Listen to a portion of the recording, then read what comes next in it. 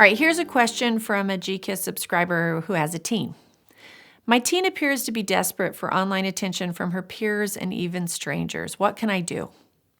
Parents have often asked me if screens have introduced more drama among teens, and in my clinical experience, I'd have to say yes. It used to be that kids only maneuvered in big groups during school hours, and much of that time was supervised by teachers and administrators.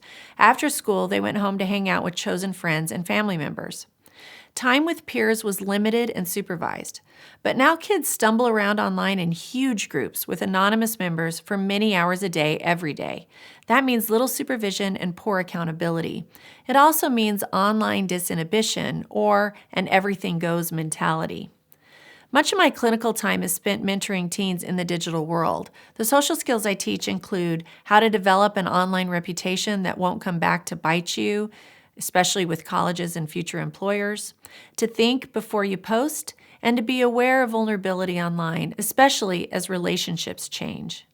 Teens have very strict unspoken rules that, when broken, are punished publicly and severely.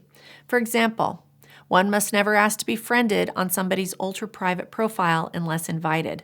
A public profile is fair game for anybody, but private and ultra-private profiles are invitation only. These profiles are public postings for who's in and who's out. Submitting a request without invitation opens you to humiliating public comments and cyberbullying. Another favorite cyberbully tactic is phishing and outing, or eliciting private information from an unsuspecting victim and then sharing it with others to humiliate them or drive a wedge between friends. Simple screenshots can be used as evidence for trash talk, even when it's enticed or manipulated through devious means.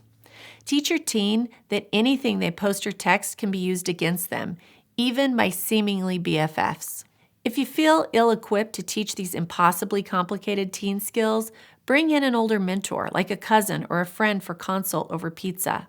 Specific bullet points of do's and don'ts may be necessary for teens who are unusually kind, optimistic, or naive to the brutal virtual battleground that's teen social media.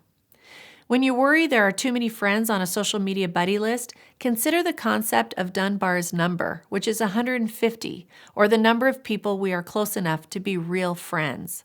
The inner core of friendship is typically 5 intimate friends. The next outer circle is made up of 10 best friends, and the next 35 are good friends, with the final 100 being acquaintances. It is hypothesized that 150 friends are all our brain has slots for. Even in the age of social media, that numbers remain steady. That means we all need our 150 friends to share our resources, to help us see fact from fiction, and to help us feel important and loved. Maintain empathy and understanding as you set limits. For younger teens, you may choose to have a buddy list limit until they've developed better impulse control. If you don't have skin thick enough to see the vulgar language and cruel behavior that's typical online among teens, seek support yourself. You must be in tip-top shape to provide the frequent love and validation teens need as they walk the virtual gauntlet. It's mostly an area for fun, excitement, and humor, but few escape adolescence online without being targeted for online humiliating experiences here and there.